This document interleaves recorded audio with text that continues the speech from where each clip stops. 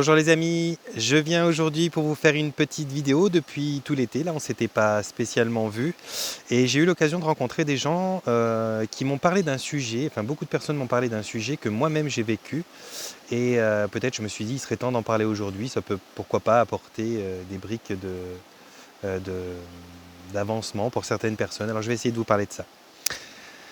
On est tous sur un cheminement de vie. Dans ce cheminement de vie, il y a pas mal de choses qui se passent. On évolue mentalement, on évolue émotionnellement, on évolue physiquement et on évolue spirituellement. Dans ce cheminement, il y a des choix qui se font et les choix qu'on fait, c'est des choix qui nous emmènent à parfois réformer notre vie. Ça peut être des choix alimentaires, ça peut être des choix professionnels, ça peut être des choix d'activité quelle qu'elle soit ou même de fréquentation. Toujours est-il qu'en avançant et en évoluant, on se retrouve parfois à réformer vraiment notre vie, à changer pas mal de choses. Et ces choses que l'on fait changer, c'est en général pour se sentir mieux, pour se sentir bien et pour essayer d'avancer vers un chemin qui nous paraît être le bon chemin, notre bon chemin. Et donc, vous allez progresser sur certains aspects de votre vie, vous allez peut-être vraiment sentir qu'un éveil se produit, sentir que quelque chose devient plus juste en vous, que votre vie prend du sens, que vous vous sentez de plus en plus utile, mais il y a un moment où vous avez un niveau d'avance qui est appréciable, qu'on peut vraiment déjà comparer aux périodes d'avant que vous avez vécues et qui paraît être mieux. Ce niveau-là, il n'est pas forcément encore le plus productif. Alors, je vais essayer de vous expliquer ça au mieux, mais je me rappelle moi par exemple, lorsque je faisais mes apprentissages de différentes thérapies, j'ai appris d'abord les manières les plus cartésiennes, très psychologiques, donc la programmation neurolinguistique, l'approche systémique, l'intervention brève stratégique, l'hypnose ericksonienne, des méthodes de communication comme par exemple la méthode Gordon et tout un tas d'outils comme ça qui étaient très pertinents, très cartésiens, pas du tout spirituels, mais qui permettaient déjà entre le conscient et l'inconscient d'obtenir des résultats qui étaient indiscutables.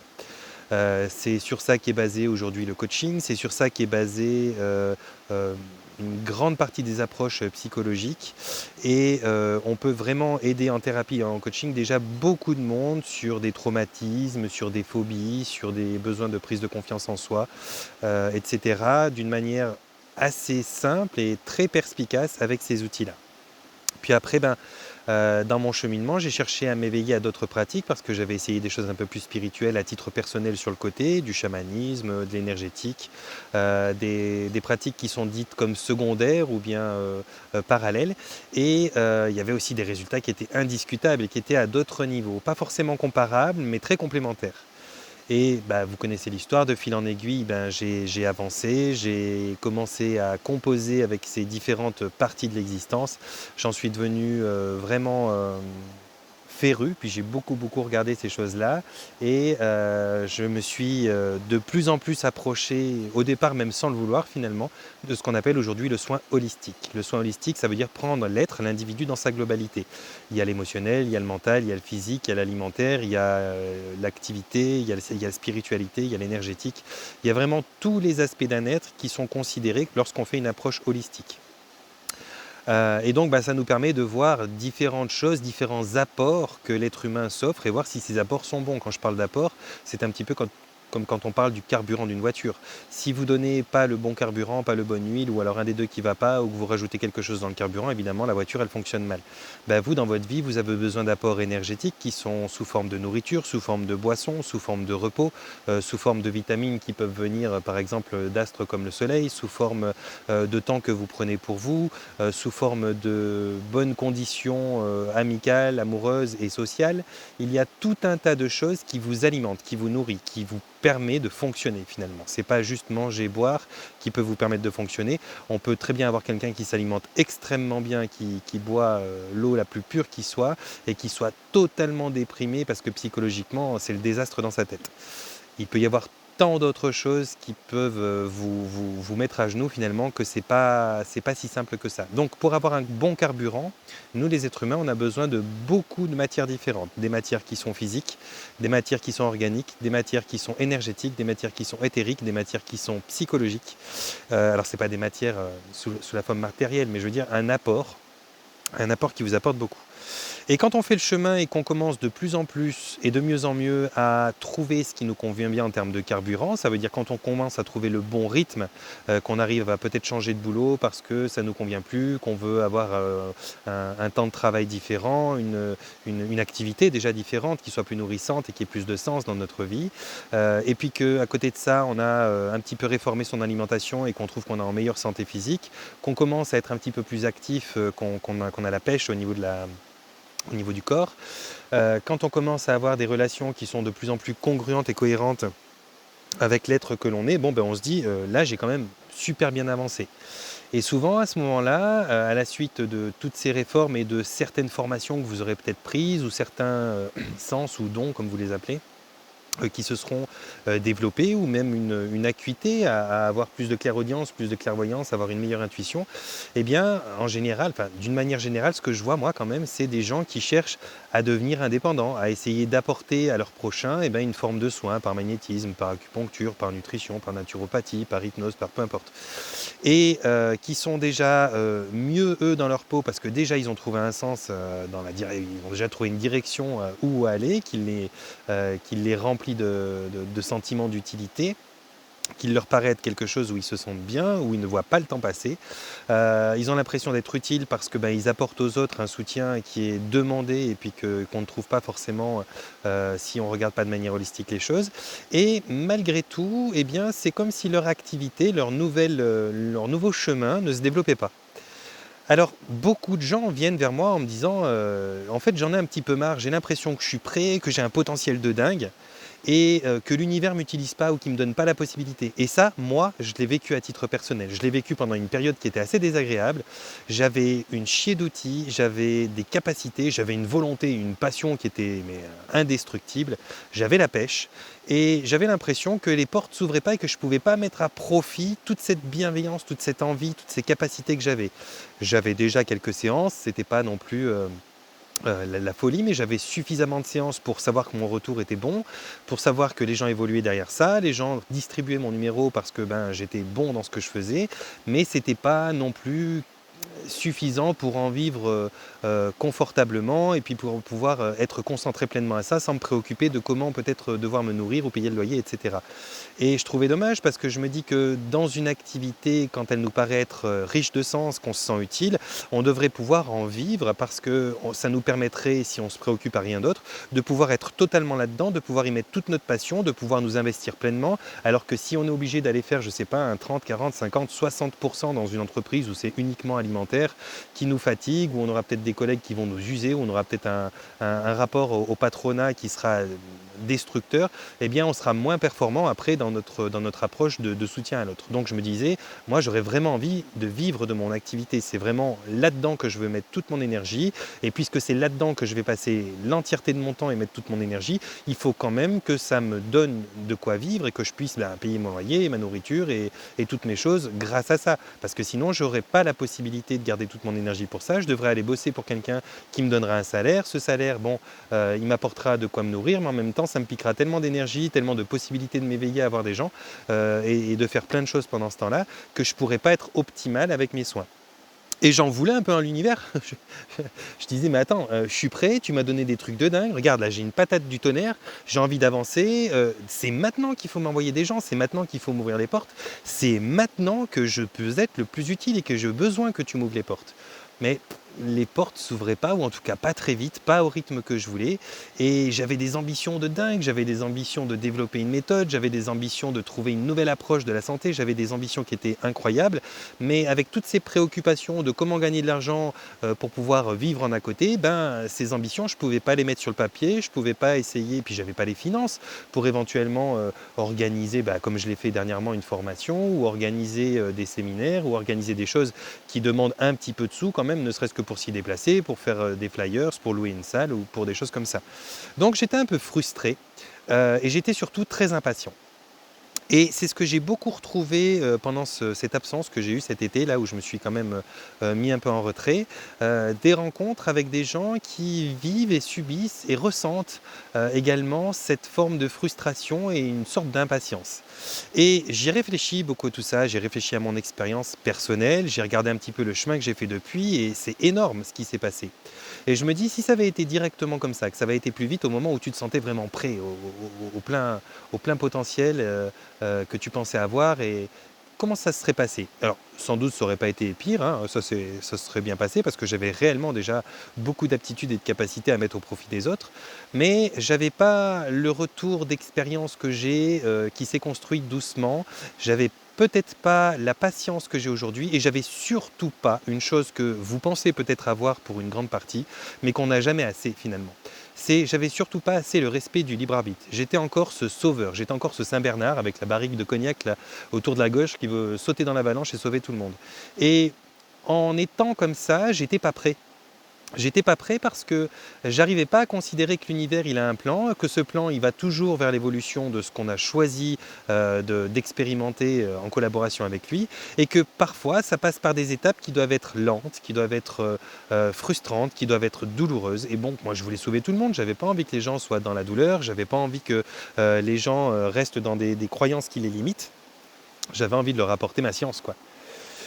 Maintenant, avec le recul, je me rends compte que bah, c'est bien que je sois arrivé à une forme de frustration, d'obligation à faire germer la patience en moi, parce que je me rends compte maintenant que tout le monde ne doit pas et ne veut pas être sauvé à des niveaux plus ou moins conscients, hein. On n'est pas, la plupart des gens, quand vous leur demandez, ils veulent être sauvés. Mais dans leur comportement, dans leurs attitudes, dans leur positionnement dans leur vie, en fait, ils ont tout de la victime et ils souhaitent expérimenter quelque chose qui soit de l'ordre de se plaindre et de l'ordre d'être dans ce qu'on appelle les bénéfices secondaires, l'écologie du système, c'est-à-dire avoir quelqu'un autour d'eux qui soit dans cette posture de plainte et qui va donc, un peu par pitié, sans être dans les extrêmes, les soutenir, les aimer plus ou leur apporter peut-être plus de présence et de sympathie. Et il y a beaucoup de gens qui se satisfont de ça, qui ne veulent pas forcément, en tout cas délibérément, aller mieux, parce que ça leur convient bien, mais ils ne le savent pas, c'est inconscient. Il m'a fallu dépasser différents stades comme ça pour pouvoir voir l'univers m'ouvrir les portes. Et puis bah, maintenant, j'ai énormément de monde, je vais partout, dans tous les pays francophones en tout cas.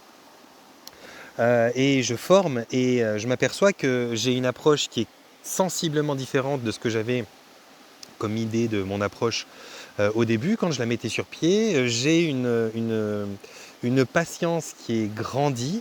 J'ai une vision de l'humanité, de l'environnement qui a encore pris en largeur de spectre. Et j'ai un détachement que je n'avais pas du tout au début. Parce qu'au début, on a la fleur au fusil, on a envie de courir, de sauver le monde, on a envie de sauver la planète, on a envie vraiment de mettre à profit tout ce qu'on a appris, qui est déjà très pertinent hein, en général.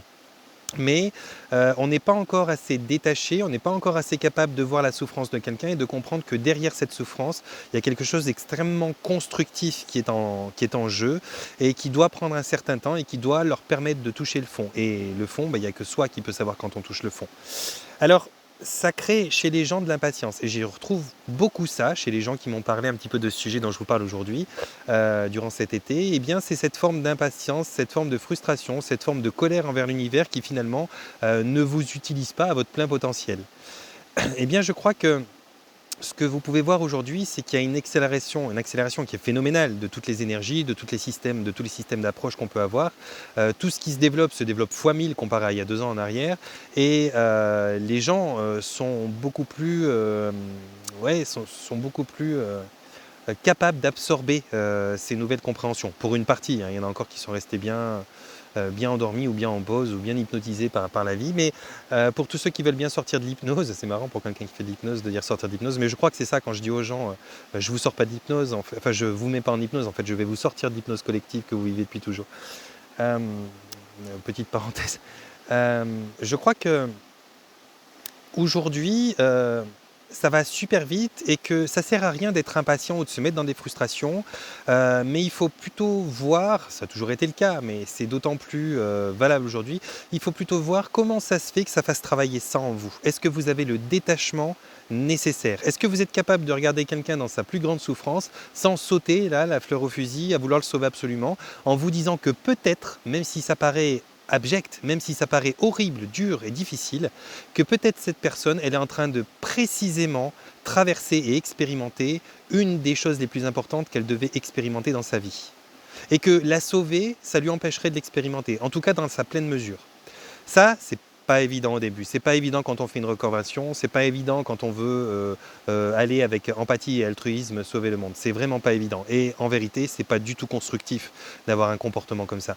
Donc, il faut vraiment, si vous le pouvez, vous demander pourquoi. Pourquoi j'ai pas ce détachement? Pourquoi je suis si impatient de pouvoir mettre à profit mes connaissances, mes aptitudes et mon envie d'aider mon prochain?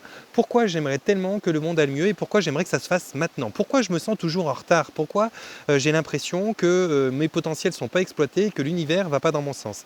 Eh bien, c'est précisément ce qui fait que vous n'êtes pas prêt. Si vous pensez ça, si vous ressentez ça, c'est que vous n'êtes pas prêt. Alors, moi, on m'aurait dit ça à l'époque où je le ressentais. Je pense que j'aurais tourné le dos et j'aurais dit va te faire enculer et je serais parti parce que ça m'aurait gonflé. J'étais tellement déjà sûr d'avoir une grande bienveillance et des potentiels hallucinants à mettre au profit de la société que je me disais mais c'est pas possible en fait. Je suis freiné, je suis limité. Qu'est-ce qui bloque? Et je cherchais que les blocages. Eh bien, dites-vous qu'il y en a, il y en a. Il y a des blocages, il y a des entités, il y a des parasites, il y a des implants, il y a tout un tas de forces de l'ombre qui vont œuvrer et s'activer un maximum pour que vous ne soyez pas opérationnel. Soit, c'est certain. Mais s'ils le font et s'ils peuvent vous atteindre dans cette mesure-là, c'est parce que vous-même, vous êtes dans une fréquence vibratoire qui n'est pas encore assez haute pour les éviter. Et si vous êtes dans cette fréquence vibratoire qui n'est pas assez haute pour les éviter ou les repousser, eh bien, c'est que vous n'êtes pas prêt à la hauteur de ce que vous pensez. Alors, ce n'est pas un jugement, on n'est pas en train de dire tant pis, toi tu es du bon côté de la barrière et toi tu es de l'autre côté de la barrière. Non, non, pas du tout. C'est tout à fait possible que dans une seconde, dans une minute, dans une heure, dans un an, vous soyez prêt. Mais pour ça, il va falloir lâcher prise. Il va falloir être capable de comprendre que vous créez et co-créez avec l'univers. Et il va falloir à un moment mettre le poing dans sa poche, arrêter cette impatience et essayer de comprendre ce qui se passe. Ce qui se passe, c'est que on vous a mis dans un mode d'état d'être. C'est un grand formatage, hein, la vie de l'être humain c'est un grand formatage, un grand conditionnement. Et ce grand conditionnement, ce grand formatage vous a mis dans un mode où vous avez appris de plus en plus à être responsable, à vous responsabiliser, mais par contre, parallèlement à ça, on vous a appris à vous déconscientiser. Alors qu'est-ce que c'est qu'un être responsable face à un être conscient? Un être responsable, c'est quelqu'un qui va être capable, en fonction de certaines tables de loi, de certaines listes de choses qui paraissent être au nom d'une société les codes de bonne conduite, ou en fonction de certaines ententes, certaines choses à respecter, qui sont des modèles éducatifs ou des doctrines religieuses ou politiques ou peu importe quelle doctrine. Vous allez vous sentir responsable si vous sortez du cadre de ce qui est prononcé comme étant la bonne marche. Mais parfois, dans ces actions qui sont des actions de bonne marche, consciemment, ça n'est pas quelque chose qui fait du bien à votre conscience. Et puis parfois, d'autres choses qui paraissent complètement déraisonnables et hors du cadre de la bonne marche des responsabilités, il y a des choses qui consciemment sont les choses à faire.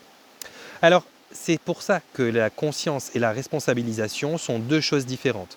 La responsabilisation, c'est une espèce de conscience inventée par l'être humain, guidée par des lois, des principes moraux qui sont basés sur des croyances et des choses comme ça. La conscience, c'est ce que vous savez de façon innée. Le fait même que vous prenez une machette et que vous mettez un coup à un arbre, de façon responsable, ça vous dit peut-être que vous êtes en train de créer un pont pour passer de l'autre côté de la rivière et puis que ça vous est indispensable pour sauver tel animal ou telle personne qui a besoin de traverser cette rivière et qui ne pourra jamais faire le détour parce qu'il est trop long et qu'elle est en train de mourir de soif par exemple. Donc vous vous sentez responsable, mais consciemment, pour ça, vous altérez, vous tuez une vie qui est la vie végétale de cet arbre. Alors, si vous êtes conscient, si vous travaillez avec votre conscience, vous allez chercher un autre moyen que de couper cet arbre. Vous n'allez pas sauver un être en abîmant un autre normalement. Et la responsabilité peut faire affront à votre conscience, autant que la conscience peut faire affront à votre responsabilité. Ce que vous allez avoir besoin de développer un maximum pour aider votre prochain, c'est votre conscience. Quand on parle d'éveil de la conscience. On parle de la conscience qui ascensionne. On ne parle pas de responsabilité qui ascensionne. Donc être responsable, c'est beau, mais pas très productif et pas souvent très honorable finalement, mais être conscient, ça vous permettra en tout temps de faire des choses qui sont peut-être justes parce que la particule divine en vous qui réceptionne le bon du mal, si on peut polariser les choses, va être capable de vous guider consciemment vers ce qui est juste. Et ce qui est juste n'est pas tout le temps responsable. Cette conscience-là, elle est à vous, mais elle est aussi collective, elle est aussi universelle. Ça veut dire qu'elle est empreinte de tout un tas de connaissances, de savoirs, de bon sens, qui n'est pas uniquement votre démarche intellectuelle ou votre connaissance culturelle, mais qui est aussi une espèce de direction de l'univers, une direction dans le sens, une direction de bonne marche, l'aspect le plus créatif de ce qui peut exister. Et ça, c'est assez divin. Et ça, c'est la conscience, c'est pas la responsabilisation.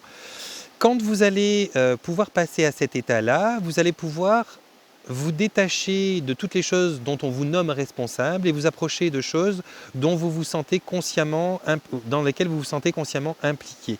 Je ne sais pas si c'est très clair ce que je vous explique, parce que ça paraît clair dans ma tête, mais à expliquer, c'est pas si simple que ça. Ça veut dire que parfois, il faut aller contre quelque chose dont on se sent responsable pour que consciemment, on amène quelque chose de constructif à voir le jour. Et parfois, c'est très compliqué parce que tout nous emmène dans notre conditionnement, dans notre environnement, dans nos amis, dans nos familles. Tout nous emmène, avec des textes à l'appui, des rubriques scientifiques à l'appui, à éviter d'être pleinement conscient, mais à être plutôt responsable. J'aimerais vous expliquer ça avec plus de clarté, mais c'est tellement pas simple, ou alors j'ai tellement pas les mots aujourd'hui. Ce que j'essaie de vous dire par là, c'est que quand on se sent prêt, mais que l'univers ne nous met pas à disposition les axes, les capacités de se rendre pleinement utile comme on aimerait l'être, parce qu'on a la pêche et qu'on a l'envie, eh bien parfois c'est qu'on n'a peut-être pas assez développé notre conscience, pas notre conscience de nous, mais notre conscience globale de comment fonctionne le grand tout. Et le grand tout, il fonctionne toujours en co-création. Donc il y a toujours quelque chose, il y a toujours un plan qui est juste derrière la pire des souffrances. Et la souffrance, quand on vous demande de l'atténuer, de l'éteindre, vous pouvez y aller, mais il faut le faire sans la volonté de sauver. C'est vraiment pas ça qu'il faut chercher à faire. Si vous avez encore l'âme de sauveur, de guérisseur, de soigneur, ça n'ira pas. Clairement, ça n'ira pas. J'ai eu ça à titre personnel, l'envie de sauver, l'envie d'éveiller, l'envie de guérir, l'envie de libérer. Et j'avais de très bons résultats. Je pouvais même me leurrer grâce à ces résultats parce qu'ils étaient suffisamment bons. Mais comparé à ce que je fais aujourd'hui, ça a pris une dimension qui est colossale. Aujourd'hui, je soigne des maladies que la médecine... Enfin, j'emmène des gens à soigner leurs maladies à laquelle la médecine ne donne aucune réponse. Sur tout un tas de problématiques différentes, on a des réponses qui sont parfois un petit pourcentage de mieux-être, parfois un grand pourcentage, parfois une rémission complète, et c'est vraiment hallucinant, mais je ne peux jamais le faire moi avec mes capacités, avec mes connaissances, ni la personne tout seul, c'est moi, elle et l'univers qui ensemble allons chercher le chemin de compréhension, le chemin qui mène vers quelque part ce qu'on appelle le plan morantiel, c'est-à-dire la pensée source avant même la manifestation, pour pouvoir aller déprogrammer, reprogrammer, pour pouvoir aller... simplement monter au niveau de la conscience des choses qui sont extrêmement importantes à comprendre. Mais pas comprendre mentalement, comprendre au niveau de l'esprit, une compréhension de l'esprit. Et je crois que si vous voulez avancer, si vous voulez pouvoir vous libérer de cette frustration et de cette façon d'être impatient face à vos potentiels ressentis, vous devez être capable de vous approcher des gens sans avoir envie de les sauver en leur disant « je vais faire de mon mieux pour te guider vers ta guérison », mais tu te démerdes, tu prends le volant, je suis que le GPS. Ça peut paraître un peu indigne, ça peut paraître un peu distant, mais c'est la bonne posture, c'est vraiment la bonne posture. Ce qui vous emmène à ça, vous emmène à retrouver votre souveraineté, vous emmène à récupérer la conscience de vos capacités, la conscience de votre force, la conscience de votre capacité créatrice et donc la conscience de votre divinité. Et ils font de vous des êtres un peu plus divins à chaque soin. Alors que les autres qui ont leurs petites recettes, leurs petits secrets, leurs petits dons, leurs petits sens et leur grande envie de sauver le monde, vous emmènent une forme de dépendance parce qu'ils ont des aptitudes et des capacités qui effectivement sont très productives et très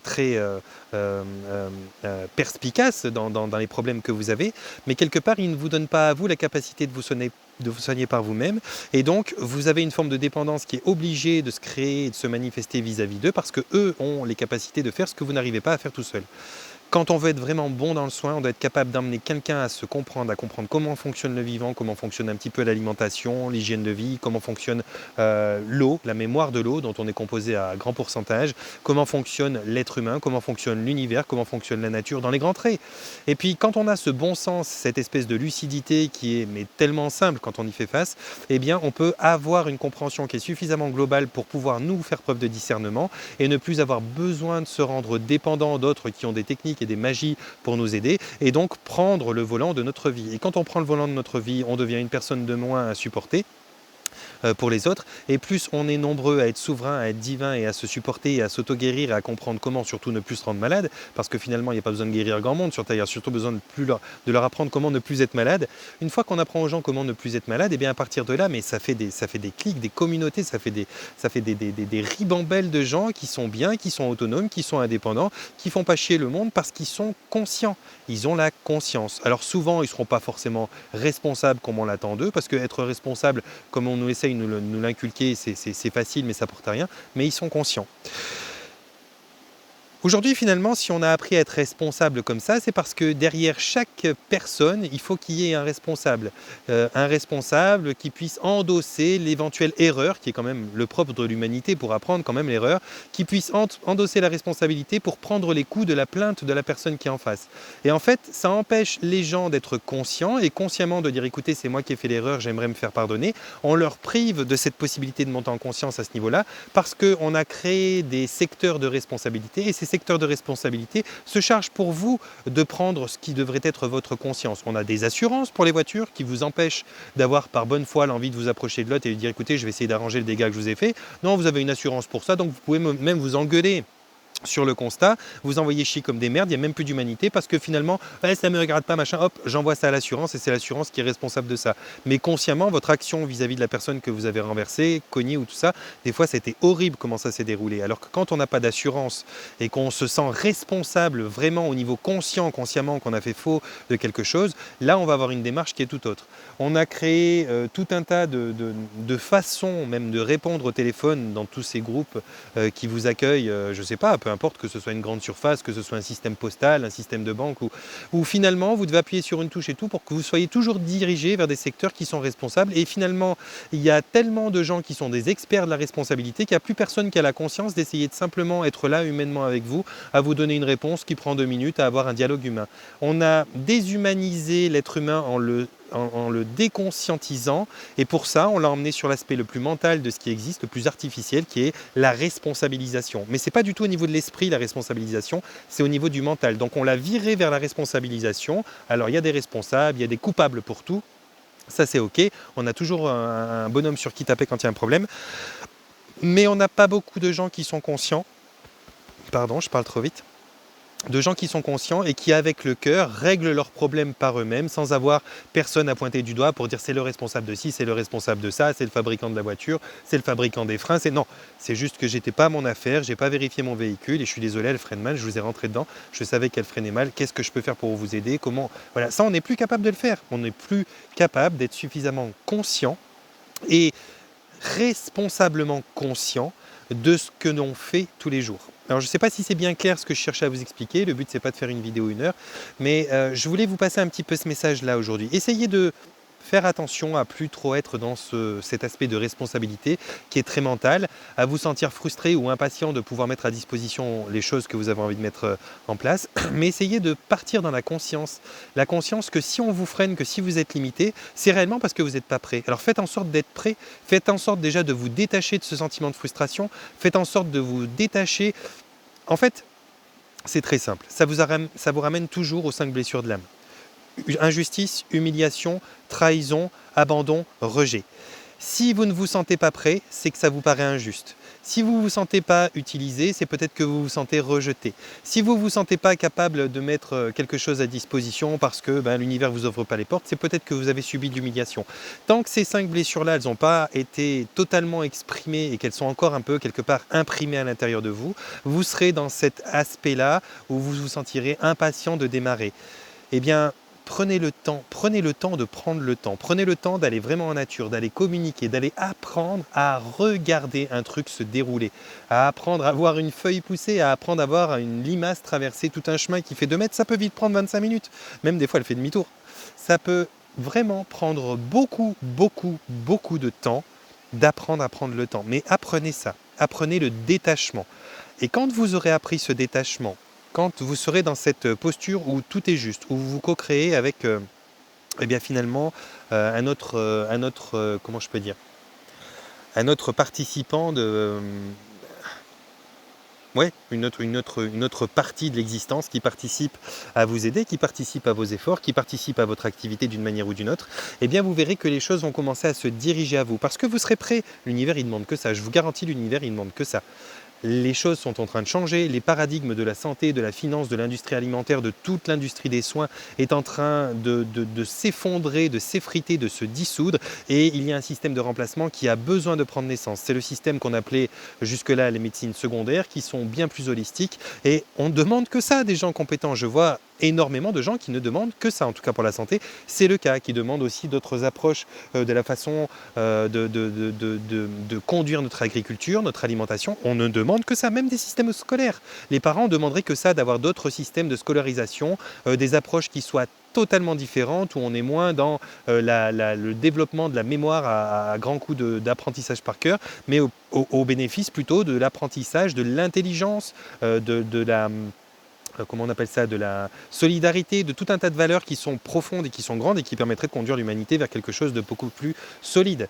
Je me perds, je pars dans tous les sens. Mais tout ça pour vous dire, voilà, si vous pouvez apprendre à prendre le temps et le prendre vraiment d'être comme moi là, au bord de la rivière, de regarder les choses se développer, de comprendre pourquoi certaines choses prennent du temps, et de vous détacher de l'impatience, vous verrez que les choses aujourd'hui vont très très vite et que vous serez en train de soigner des gens à tour de bras ou de leur apporter le soin dont ils ont besoin pour savoir soigner eux-mêmes avant même que vous ayez dit ouf. Mais si vous vous concentrez que sur le fait que vous n'êtes pas utilisé actuellement, au niveau attractif, vous allez créer de la matière à ne pas être utilisée, c'est ce qu'on appelle la loi d'attraction, ça ne sera pas productif pour vous, ça va monter la frustration, baisser la fréquence vibratoire, ça va vous emmener à vivre plus pleinement et plus en profondeur les blessures qui sont encore ouvertes chez vous, injustice, trahison, humiliation, etc. Donc, vous pouvez vraiment mettre la balle dans votre camp et la jouer de la bonne manière si vous cessez d'être frustré et cessez d'être impatient. C'est peut-être un discours facile à dire, pour l'avoir traversé moi-même, c'est pas si facile à faire, mais quelque part, de toute façon, vous n'avez pas le choix. Voilà les amis, je voulais vous passer ça un petit peu aujourd'hui comme message. Et puis je vous revois bientôt. Là, je pars en Belgique la semaine prochaine faire des formations et des séances individuelles. Ensuite, le mois d'octobre, je n'ai pas encore rien prévu, mais je vais le mettre très très vite sur le groupe L'Intention Base du Changement sur Facebook, dont vous avez l'information qui se trouve dans le groupe, dans la rubrique à propos de ma chaîne YouTube, là où je mets toutes mes informations. Donc, vous avez sur ce groupe les différentes dates que je vais mettre en place et donc je vais essayer, je vais voir, là j'ai fait un petit sondage, soit d'aller dans la région autour de Paris ou au-dessus, dans le nord de Paris, ou soit d'aller dans la région sud-ouest de la France, aux alentours de Toulouse, pour faire encore une tournée où je ferai des formations et puis des séances individuelles. Donc ça sera pour le mois d'octobre. Mois de novembre, pareil, je ferai celui que j'ai pas fait des deux, la région parisienne ou la région toulousaine. Et puis peut-être qu'au mois de novembre, d'accord. Après au mois de décembre, je vais peut-être partir vous rejoindre en Guadeloupe, les amis. Vous êtes beaucoup à m'appeler à La Réunion, vous êtes beaucoup à m'appeler sur l'île de Tahiti, à Tahiti, vous êtes beaucoup à m'appeler en Guadeloupe, donc je vais commencer à faire des tournées outre-mer parce que il est temps de vous répondre un petit peu, des tournées où je ferai des formations, où je ferai des séances individuelles, je vais essayer d'organiser ça. Donc si vous avez envie de me dire voilà, moi je suis de La Réunion, ça me ferait plaisir, vous pouvez répondre sur le groupe L'Intention du Changement. Ok, moi je suis de La Réunion, moi je suis de Tahiti, moi je suis ci, moi je suis de ça, puis je commencerai à voir où j'ai le plus d'appels pour faire. Mais je pense qu'en décembre, je vais commencer l'outre-mer. Et puis je vous tiens au courant dans les prochaines vidéos et puis sur le groupe Facebook des prochains déplacements que je vais faire, des prochaines tournées que je vais faire. Et puis comme d'habitude, avec le plus grand des plaisirs, je vous attendrai pour vous rencontrer. Je commence à voir quand même une petite armée de gens formés maintenant. Il y en a qui sont déjà en train d'avancer, qui œuvrent et pour qui ça se passe pas si mal. Je vais peut-être dans un futur plus ou moins proche, je le verrai. Heu créer, alors voilà, c'est dans les starting blocks, mais créer une forme de collaboration, pourquoi pas? Je vous en dirai plus quand ça sera, certain dans mes réflexions, quand j'aurai pu échanger avec, les élus. Et puis là, à ce moment-là, pourquoi pas inventer, des séances et des tournées qui toucheraient plus de gens dans le style, lorsque j'aurai mes petits, comment je vais appeler ça? Je vais les appeler mes chouchous, ceux avec qui j'aurais vraiment excellé dans les formations et qui seront vraiment les plus aptes à être au plus proche de ce que moi je produis en tant que séance, parce que certains doivent créer l'expérience, et puis l'expérience, ben, ça prend du temps. Mais il y en a qui sont déjà très très doués d'entrée de jeu. Et bien là, pourquoi pas faire des tournées où je viendrai pas moi seulement pour vous former et vous proposer des séances, mais où on pourra peut-être prendre 3-4 séances en même temps, plusieurs fois par jour, où on sera 2, 3, 4 thérapeutes qui sont à la hauteur de ce que je peux proposer moi, pour pouvoir recevoir plus de gens dans une même région, ce qui m'éviterait de tourner tout le temps, mais de pouvoir recevoir beaucoup plus de monde en une seule période. Bref, je vous en parlerai de toute façon. Vous savez que toutes les idées que j'ai, je vous en parle tout le temps. Si elles se réalisent, je vous les mets concrètement sur le papier. Et puis si elles ne se réalisent pas, je passe à d'autres. Et puis voilà, j'essaye tout le temps de créer. Les amis, je vais vous laisser là. J'ai déjà fait assez long. J'espère que j'aurai pas trop été brouillon. Ça fait un moment que j'avais pas fait de vidéo. Je me suis foutu un peu la paix pendant cet été. Là, je reprends. Puis j'ai pas forcément les mots qui s'alignent aussi aisément que je l'aurais voulu. Mais voilà. À tous, je vous envoie un panier de bisous. Je vous souhaite de vous porter bien, de prendre soin de vous, vraiment, de vous porter bien, de prendre soin de vous, de traverser ce que vous traversez comme vous le pouvez, parce que je sais que cette période est éprouvante. Je vous l'ai dit de toute façon que ça allait continuer. Elle est peut-être moins visible maintenant, mais elle est encore plus éprouvante. Et puis je vais rajouter tellement. Je vais rajouter tellement. euh, Parce que c'est important. C'est important d'aller dans le tellement bien, dans le tellement aimant, dans le tellement aimable, dans le tellement juste, dans le tellement évident, dans le tellement vivant. Les amis, panier de bisous, portez-vous bien, prenez soin de vous.